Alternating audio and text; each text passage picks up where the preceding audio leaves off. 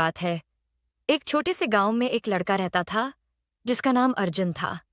अर्जुन बहुत ही ईमानदार, परिश्रमी और दयालु था। वह अपने माता पिता के साथ एक छोटी सी झोपड़ी में रहता था और खेतों में काम करके जीवन यापन करता था।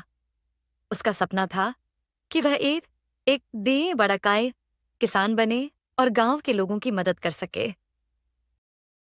एक दिन जब अर्जुन खेत जा रहा था तो उसे रास्ते में एक चमकती हुई चीज दिखाई दी।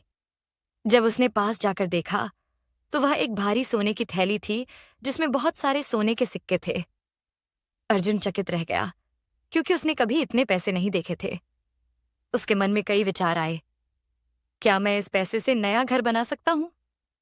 क्या अब मुझे खेत में काम करने की जरूरत नहीं? लेकिन तभी उसके अंदर की आवाज बोली, यह पैसा तुम्हारा नहीं है, ये किसी। अर्जुन ने फैसला किया कि वह इस थैली को गांव के प्रधान के पास ले जाएगा ताकि असली मालिक को लौटाया जा सके। वह सीधे प्रधान जी के घर गया और उन्हें सारी बात बताई। प्रधान जी अर्जुन की ईमानदारी से बहुत प्रभावित हुए। उन्होंने गांव में घोषणा करवाई कि जिसकी सोने की थैली खो गई है वह आकर विवरण देकर ले जाए। कुछ घंटों बाद एक बूढ़ा व्यापारी आया और उसने थैली के बारे में सही सही जानकारी दी। जब उसे उसकी थैली वापस मिली तो वह बहुत खुश हुआ और अर्जुन को इनाम देना चाहा। लेकिन अर्जुन ने विनम्रता से कहा, मैंने तो बस अपना कर्तव्य निभाया है।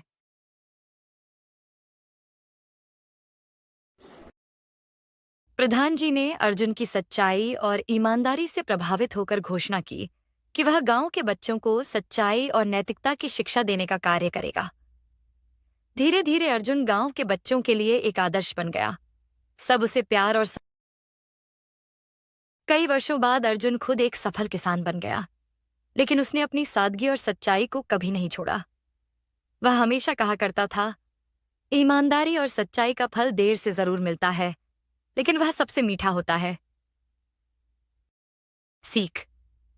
इस कहानी से हमें यह सीखने को मिलता है कि सच्चाई और ईमानदारी चाहे कितनी भी कठिन लगें, अंत में